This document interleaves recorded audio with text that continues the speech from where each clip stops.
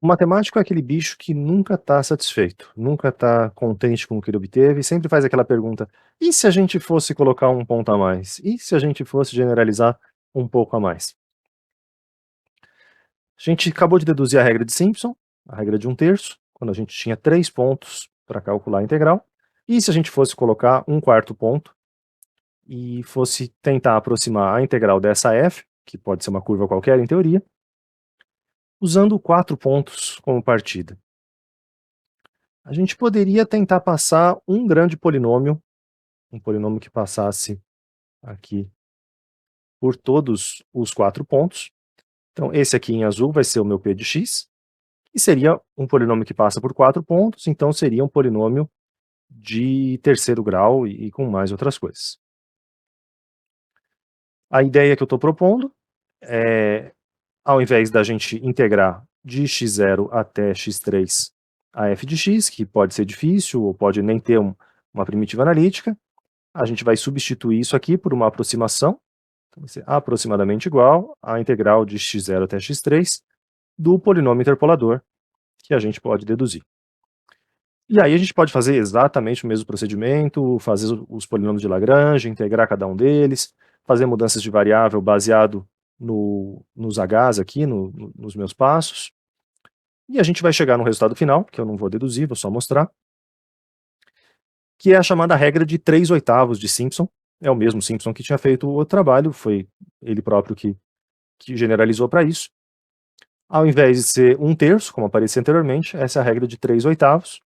Ela tem uma cara bastante parecida, primeiro coeficiente e o último coeficiente, os dois têm peso 1, e os coeficientes do meio têm peso 3, os dois. Então antes era 1, 4 e 1, agora é 1, 3, 3, 1 e 3/8 de H. Ok.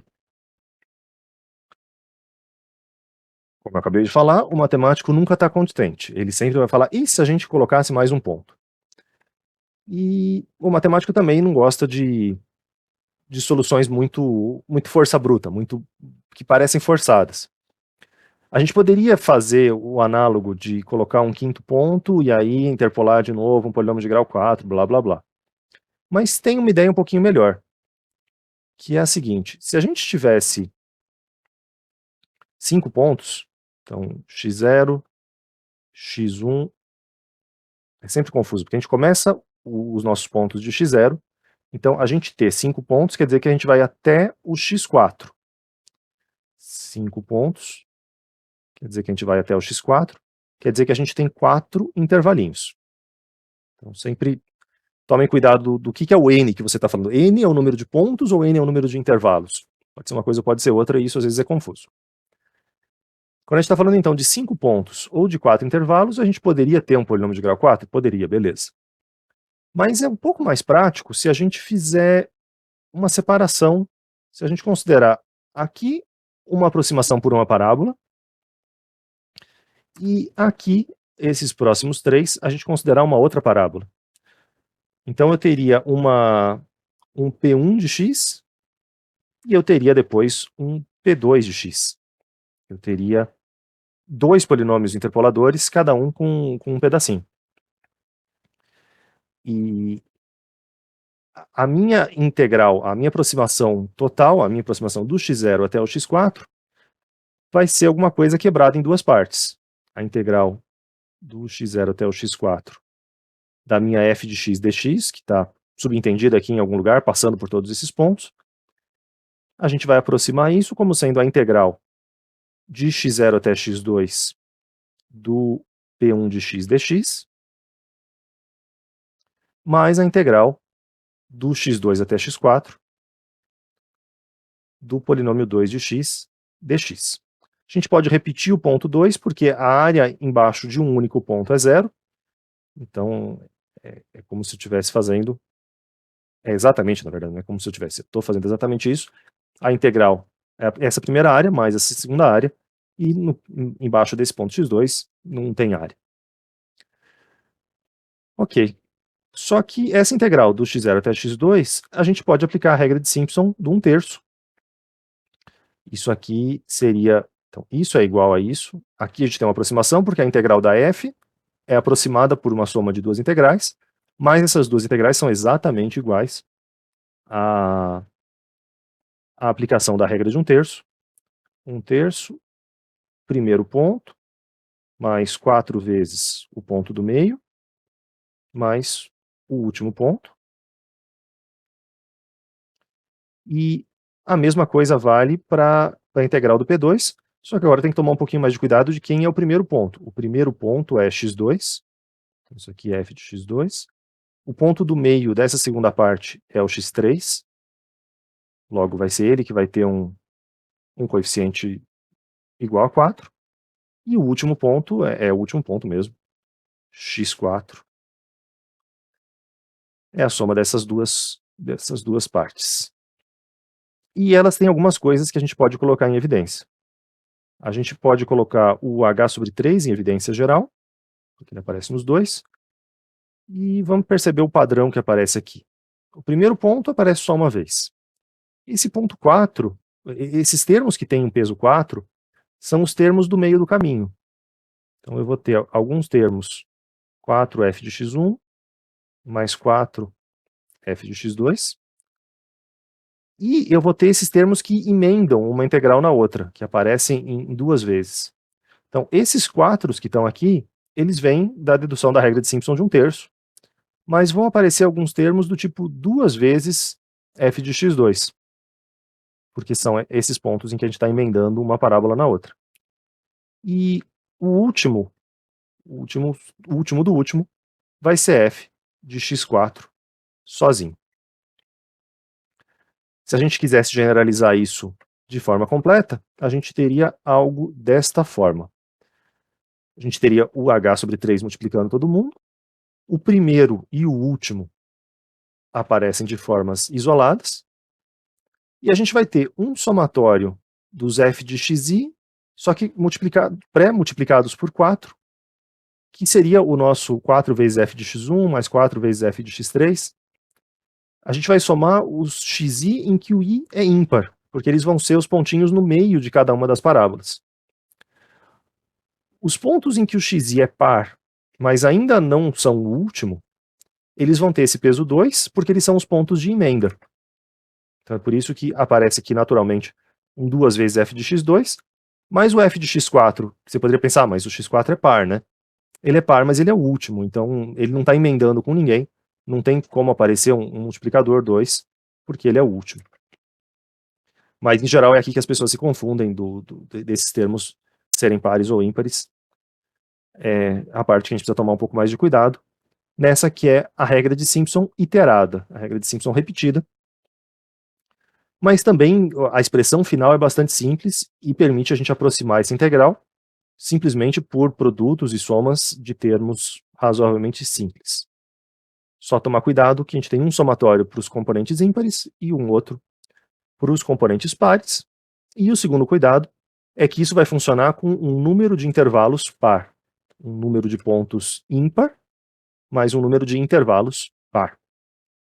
E aí vocês já sabem onde que eu quero chegar, o matemático vai falar, mas e se eu tiver um número ímpar de intervalos? Então vamos generalizar um pouquinho a mais essa situação. Se a gente... Deixa eu refazer um pouco minha reta para ser um pouco mais ortogonal.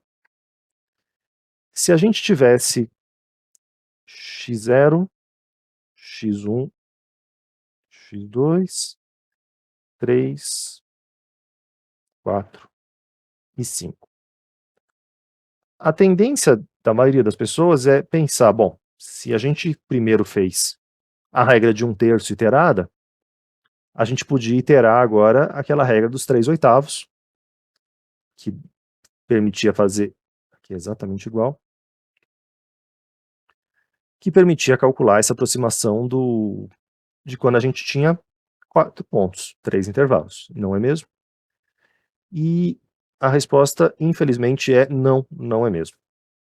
Porque a gente poderia fazer x0, x1, x2 e x3, a gente poderia passar um primeiro polinômio, aqui a gente teria um P1 de x, que é alguma coisa que tem 4 pontos, então é uma cúbica, e a gente poderia aplicar a regra dos 3/8 nessa primeira partezinha. Só que aí, o que me sobrou? Me sobraram 3 pontos. E então eu não consigo, se eu fosse juntar isso aqui com uma outra curva, aqui eu teria um P2 de x, que é igual a, seria uma parábola, e não vale exatamente a regra dos 3/8. Então não é simplesmente para uma quantidade par de intervalos, a gente usa essa regra iterada, para uma quantidade ímpar de intervalos, a gente usa a iteração da outra. Se a quantidade for ímpar, não dá para fazer essa iteração. Você pode fazer alguma composição desse estilo, então você pode somar na mão, fazer uma parte por 3/8, uma parte por 1/3, e somar os dois resultados. Você pode também fazer por trapézios, viu? Na maioria das vezes a gente acaba simplesmente usando a regra mais prática dos trapézios. Isso não quer dizer que não tenha a forma iterada dessa equação com o 3/8. Mas a forma iterada dela só vai funcionar quando eu tenho múltiplos. De novo. Múltiplos. Na verdade, quando n for um múltiplo de 3. N, aqui o que eu estou chamando é o número de intervalos. Então, sempre tomar esse cuidado se você está falando dos pontos ou do número de intervalos. Aqui eu estou dizendo o número de intervalos. Então, existe sim uma versão iterada da regra de 3/8, mas quando o nosso número de pontos é um múltiplo de 3. Aquele caso que a gente estava olhando aqui, o número de pontos não, perdão, o número de intervalos, acabei de falar besteira. Quando a gente tem 6 pontos, a gente vai ter 5 intervalinhos. 1, 2, 3, 4, 5. E aí 5 intervalos não é um múltiplo de 3, é por isso que não daria para fazer essa versão iterada. No geral, o que a gente vai fazer é, nesse que não está resolvendo, você pode voltar para a regra do trapézio para ser mais simples, ou você pode fazer essas combinações de sei lá, dividir 3 pontos, e depois fazer um trapézio. Aí, em geral, a gente não se preocupa muito com a forma que você faz essas aproximações, porque todas elas costumam funcionar muito bem. A grande vantagem desses métodos de integração numérica é que eles acabam compensando esses erros para cima e para baixo, eles meio que naturalmente se cancelam, e a maioria das aproximações vai funcionar bem, desde que você não escolha um passo excessivamente grande, desde que você realmente consiga mostrar bem a sua função, consiga ter informação com uma certa regularidade, esses métodos tendem a funcionar bastante bem. Só para mostrar um pouco mais claramente como é que ficaria a fórmula no caso que desse para fazer a versão iterada da regra de 3/8, quando o número de intervalos for múltiplo de 3, a gente vai ter alguma coisa tipo 1, 3, 3, 2, porque o ponto que se repete, a emenda de uma curva com a outra, vai ser no x3, vai ser no x6, e assim por diante. O primeiro e o último ponto sempre são diferentes, e os pontos do meio do caminho têm o peso 3. Então é a mesma lógica que a gente fez na regra iterada de 1/3, dá para deduzir essa aqui, só tomar cuidado que ela não vale para qualquer número ímpar, ela vale para quando o número de intervalos é múltiplo de 3.